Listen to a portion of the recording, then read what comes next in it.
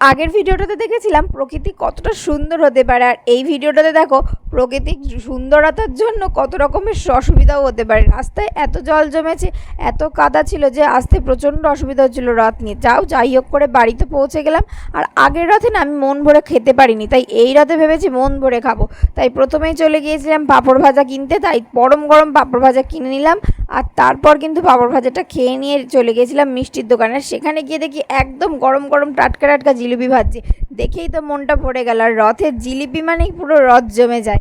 তারপর এই জিলিপি ভাজা কিনে নিলাম। আর মিষ্টির দোকানে গিয়ে দেখা হয়েছিল লাবণীদি আর রুমদির সাথে। তো সবাই মিলে একটু আড্ডা দিচ্ছিলাম ফেরার সময় মিষ্টির দোকান থেকে। তারপর বাড়ি ফিরে জিলিপিটা সবাইকে ভাগ করে দিয়ে আমার তো তষ্ট হয়েছিল না, আমি বসে গেছিলাম জিলিপি নিয়ে। আর রাতে ছিল মায়ের হাতের ঘুগনি। সব মিলিয়ে একেবারে জমে গিয়েছিল উল্টো রথ। তোমাদের উল্টো রথ কেমন কেটেছে অবশ্যই জানি। আর ভালো লাগে লাইক শেয়ার এন্ড সাবস্ক্রাইব করতে ভুলো না। টাটা।